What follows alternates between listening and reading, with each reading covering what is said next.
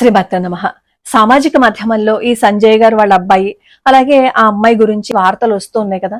ఏది నిజమో ఏది అబద్ధమో అనేది ఇంకా పూర్తిగా తెలియదు. కొంతమంది ఏమో ఆ అమ్మాయి మైనర్ అని, కొంతమంది ఆ అమ్మాయి మేజర్ అని, కావాలనే చేసిందని, కొంతమంది ఏమో వీళ్ళకి డబ్బు పేరు ఉంది కాబట్టి ఈ భగీరథ మీదేమో ఇలా బురద జల్లుతున్నారని, ఇలా ఒక్కొక్కరు ఒక్కొక్క విధంగా వ్యాఖ్యలు చేస్తున్నారు.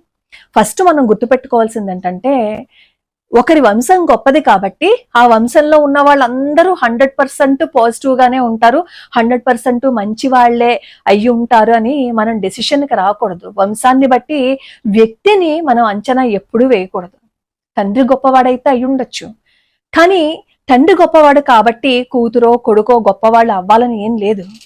ఒకవేళ తండ్రికి చెడ్డ అలవాట్లు ఉన్నాయని అనుకోండి, తండ్రికి చెడ్డ అలవాట్లు ఉన్నాయి కాబట్టి కొడుక్కి కూతురికి అలాంటి అలవాట్లే ఉంటాయని మనం ఒక నిర్ణయానికి రావాల్సిన అవసరం లేదు. ఎవరి వ్యక్తిగతంగా వాళ్ళని మనం బేరీజు వేయాలి తప్ప వంశాన్ని బట్టేసి అబ్బా ఈ వంశం వాళ్ళ ఇంక వీళ్ళందరూ చాలా గొప్ప వాళ్ళని ఎప్పుడూ బేరీజు వేయకూడదు. అసలు ఫస్ట్ మనం ఆలోచించాల్సింది అదే. తర్వాత ఇప్పటి కాలంలో ప్రేమలు ఎలా ఉంటున్నాయో చెప్పండి. ఏదో చక్కగా మాట్లాడాడనో, మనకి ఇబ్బందిగా ఉన్నప్పుడు మనల్ని ప్యాసిఫై చేశారనో, మనకి ఏదో కొనిపెట్టారనో, ఇలా ఏదో ఒకటి మనకి చేయడం వల్ల ఆ చేసిన పనిని చూసి దాని వల్ల ఆకర్షణని పెంచుకుని అది ప్రేమగా భ్రమపడి తర్వాత జీవితాన్ని కోల్పోతున్నారు. ఇటు అమ్మాయిలైనా అంతే, ఇటు అబ్బాయిలైనా అంతే. చదువుకుంటున్న పిల్లలకి, ఒక వయసు వచ్చిన పిల్లలకి కావాల్సిందదా, చెయ్యాల్సిందదా. ఇప్పుడు ప్రేమ అని ఏదైతే అనుకుని ఆకర్షణకి లోనై వాళ్ళిద్దరూ బయట ప్రపంచానికి అందరిలోనూ నాంతున్నారో అది ప్రేమ. నిజంగా ప్రేమించిన వాళ్ళైతే, నిజంగా ఇద్దరి మధ్య ప్రేమ ఉండుంటే ఇలాంటి విషయాలు బయటకు వచ్చుండేవా? రావు కదా. ఒకరి కోసం ఒకరు ఆలోచిస్తారు. అసలు ఒకరి కోసం ఒకరు ఆలోచించే మాట అయితే ఈ గొడవలే ఉండవు. ఏదో ఆకర్షణలో, ఏదో ఒక బలహీన క్షణంలో ఇలాంటి పనులు చేసేసి ఒకరి తప్పును ఒకరు చూపించుకుంటున్నారు. అది ప్రేమ కాదు, ఆకర్షణ మాత్రమే. డబ్బు చూసో పేరు చూసో ప్రేమించకండి, అది ప్రేమ కాదు.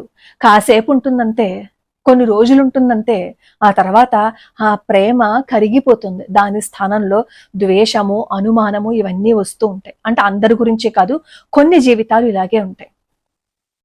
ప్రేమ అంటే ఏంటో తెలుసా?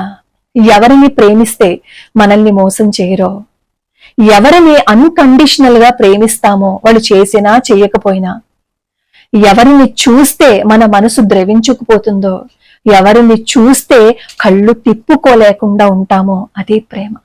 అన్కండిషనల్ గా ప్రేమించే వాళ్ళు ఎవరైనా ఇప్పుడు ఉన్నారా చెప్పండి? కానీ ఒకే ఒక్క ఆయన ఉన్నారు. ఆయన ఎవరో తెలుసా? భగవంతుడు. నువ్వు ఏమీ చెయ్యకపోయినా నిన్ను ప్రేమిస్తాడు. అలాంటిది ఒక్కసారి ఆయన్ని ప్రేమించి చూడు, నిన్ను వదిలిపెట్టడం. నువ్వు ఆయన్ని తిట్టినా నీ గురించి నలుగురిలోనూ చులకం చేసి మాట్లాడు. నువ్వు ఆయన్ని ప్రేమించినా ఆహా నన్ను ప్రేమించేసింది కదా అని నిన్నొచ్చి హత్తుకోడు.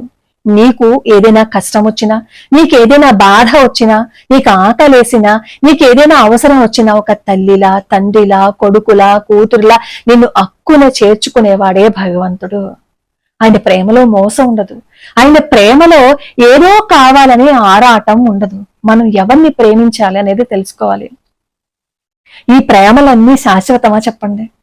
ఈ మనుషుల్ని మనం ప్రేమించాము అని అనుకోండి, వాళ్ళు ఆ సమయానికి వాళ్ళ అవసరం తీర్చుకోవడం కోసం మనకేదో సహాయం చేసినట్లుగా నటిస్తారు.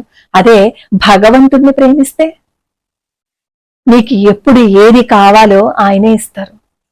నీకు పేరు, డబ్బు, హోదా, మంచి జీవితము ఇప్పుడే కాదు, ఈ జన్మలోనే కాదు, వచ్చే జన్మలో కూడా నువ్వు ఎలా ఉండాలి అనేది ఆయనే మనకి ఒక మార్గాన్ని చూపిస్తారు ఆయన్ని ప్రేమించినట్లయితే.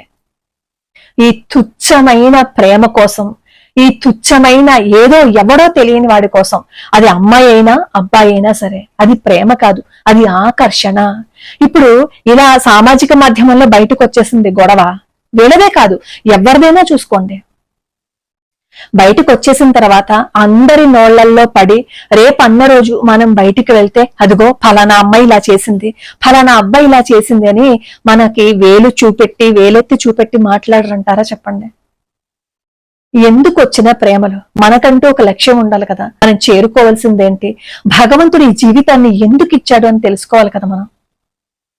ఇలా ప్రేమించి అభాసు పాలయ్యే కంటే భగవంతుణ్ణి ప్రేమించండి. ఈ మధ్య ఒక యాప్ చూస్తున్నాను, అడ్వర్టైజ్మెంట్. మీరు ఒంటరిగా ఉన్నారా, రాత్రి ఒక్కరు బాధపడుతున్నారా, అయితే ఈ యాప్ ని డౌన్లోడ్ చేసుకోండి అని చెప్పి ఆ యాప్ ఏదో చూపిస్తున్నారు. ఆ దిక్కుమాలిన యాప్స్ చూసే కదా అందులో అందరూ మాట్లాడడానికి వస్తారు. పైగా అందులో చెప్తారు, మీ నెంబర్ చాలా సీక్రెట్ గా ఉంటుంది, మీ డీపీ చాలా సీక్రెట్ గా ఉంటుంది, మీ మనసులో విషయాలన్నీ మాత్రం చెప్పేసుకోండి. చెప్పేస్తే తర్వాత ఏం చేస్తారు చెప్పండి? ఏం చేస్తారు? మన విషయాలన్నీ తెలుసుకుని బయట పెట్టరా?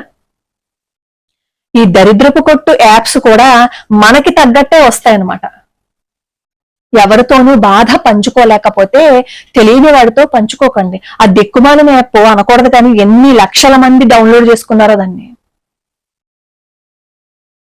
నిద్ర పట్టకపోతే, మీకు మనిషి కావాలి అని ఒక తోడు ఉండాలి అని మీరు అనుకుంటే కృష్ణుడి పాదాలు పట్టుకోండి. కృష్ణుడి కంటే బాగా ప్రేమించగలుగుతారా? కృష్ణుడి కంటే కూడా బాగా మాట్లాడగలుగుతారా? కృష్ణుడి కంటే కూడా నీ అవసరాలను తీరుస్తారా? నీదే తప్పు నువ్వు ప్రేమించకపోవటం. కానీ ఒక్కసారి ప్రేమిస్తే ఆ ప్రేమ ఎలా ఉంటుందో తెలుసా? నేను ఈ విషయాన్ని చాలా సార్లు మన ఛానల్లో చెప్పా. ఒకసారి రాధమ్మ కృష్ణుడినే స్మరణ చేసుకుంటూ ఉంటుంది. కృష్ణ పరమాత్మ రుక్మిణీదేవితో చెప్తారు, రాధకి రాత్రి పాలు ఇచ్చావా తాగడానికి అని. అఫ్ కోర్స్ ఇది కల్పిత కథ, ఏ కథ మీరు కింద కామెంట్లు పెట్టాల్సిన అవసరం లేదు, తీసుకున్న వాళ్ళకి తీసుకున్నంత. కృష్ణ పరమాత్మ అడుగుతారనమాట రుక్మిణీదేవితో, రాధకి పాలు ఇచ్చావా, తనకి రాత్రి పాలు తాగి పడుకోవడం అలవాటు అని. అప్పుడు పాదసేవ చేస్తూ ఉంటారు రుక్మిణీదేవి కృష్ణ పరమాత్మకి. వెంటనే రుక్మిణీదేవి కృష్ణుడి పాదసేవ చేయడానికి ఆలస్యం అయిపోతుందేమో అనే కంగారులో వేడివేడి పాలు తీసుకువెళ్ళి రాధమ్మకి ఇస్తారు. రాధమ్మేమో ఆ పాలు తాగుతారు. రుక్మిణీదేవి కృష్ణ పరమాత్మ దగ్గరికి వచ్చేసి పాదసేవ చేస్తుంటే కాళ్ళు బొబ్బలెక్కిపోతాయి. రుక్మిణీదేవి కంగారు పడిపోతుంది. అదేంటి, ఇప్పుడే కదా వెళ్ళాను, అప్పుడు బానే ఉన్నాయి కదా, ఇంతలోనే ఏమయ్యింది అని. అప్పుడు కృష్ణ పరమాత్మ చిద్విలాసంగా నవ్వుతూ చెప్తారు, రుక్మిణి, నువ్వు నాకు సేవ చేయటం కోసం ఆలస్యం అయిపోతుందేమో అని కంగారుగా వెళ్లి వేడివేడి పాలనిచ్చావు. రాధ నన్నే తలుచుకుంటూ నువ్విచ్చిన పాలను తాగేసింది. రాధ గుండెల్లో ఎవరి పాదాలున్నాయి? నా పాదాలే కదా ఉన్నాయి. నా పాదాలు అందుకే బొబ్బలెక్కిపోయాయి రుక్మిణి అంటారు. చూడండి ఎంత ప్రేమ, చూడండి అది కదా ప్రేమ అంటే. అలా కదా ప్రేమించాలి. ఒకసారి కృష్ణ పరమాత్మకి శిరోభారం వస్తుంది.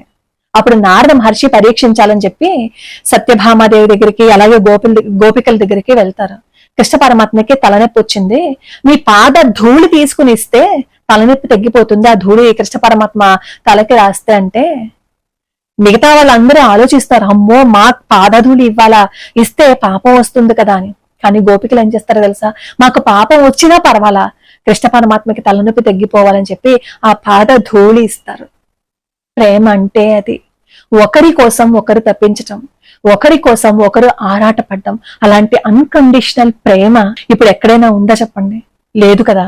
అలాంటప్పుడు ఎవడినో ప్రేమించి, లేదు అంటే ఎవరో అమ్మాయిని ప్రేమించి వాళ్ళు మోసం చేశారని అబ్బాయి వాళ్ళు మోసం చేశారని అమ్మాయి వాళ్ళు ఇలా తన్నుకుని కూర్చుంటే మిగిలేదేంటి?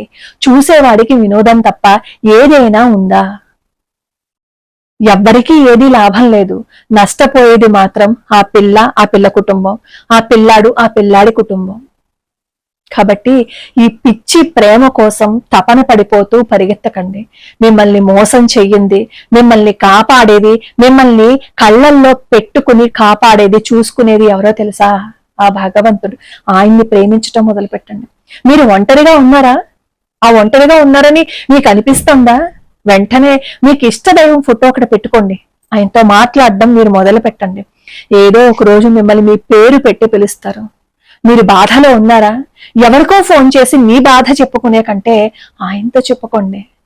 మీ బాధకి ఒక పరిహారం, ఒక పరిష్కారం దొరుకుతుంది. ఇలా ఎవరినో ప్రేమించేసి జీవితాన్ని పాడు చేసుకోకండి. ఇప్పుడు మనం చూస్తుంది సామాజిక మాధ్యమంలో ఈ భగీరథ, సంజయ్ వీళ్ళ ఫ్యామిలీకి సంబంధించి మనం చూస్తున్నాం. కానీ ఇలాంటి ఎన్నో ఇష్యూస్ మనకి తెలియకుండా ఎన్నో జరుగుతూనే ఉన్నాయి. జీవితాన్ని అంధకారం చేసుకోకండి, జీవితాన్ని బుగ్గి పాలు చేసుకోకండి. అశాశ్వతమైన దాన్ని ప్రేమించి శాశ్వతమైన ప్రేమను దూరం చేసుకుంటున్నారు. ఇప్పుడు ఈ ప్రేమించే మనిషి కూడా మనకి ముందు నుంచి తెలియదు కదా. ఒక తెలియని మనిషిని ప్రేమించి జీవితాన్ని పోగొట్టుకునే కంటే మీకు తెలుసు భగవంతుడున్నాడు అని తెలుసు, ఆయన్ని ప్రేమించండి, ఆయనతో మాట్లాడండి, మీ కష్టం ఆయనతో చెప్పుకోండి. మీకు ఏది కావాలంటే అది ఆయనే ఇచ్చి తీరతాడు. మీ జీవితంలో మీకు భగవంతుడు మీకు కష్టం వచ్చినప్పుడు ఏ విధంగా ఆదుకున్నాడు అనేది కామెంట్ చేయడం మాత్రం మర్చిపోకండి. ఇక్కడ మనం గ్రహించాల్సిన అత్యంత ముఖ్యమైన సత్యం ఒకటి ఉంది. అధికారం ఉండొచ్చు, వెనుక పెద్దల అండదండలు ఉండొచ్చు, లేదా సమాజంలో ఉన్నతమైన హోదా ఉండొచ్చు, కానీ చట్టం పరిధి దాటి ప్రవర్తిస్తే, తప్పు చేస్తే శిక్ష అనుభవించక తప్పదు. ప్రకృతి నియమమైన సమాజ నియమమైన ఒక్కటే, నువ్వు విత్తిందే నువ్వు కోస్తావు.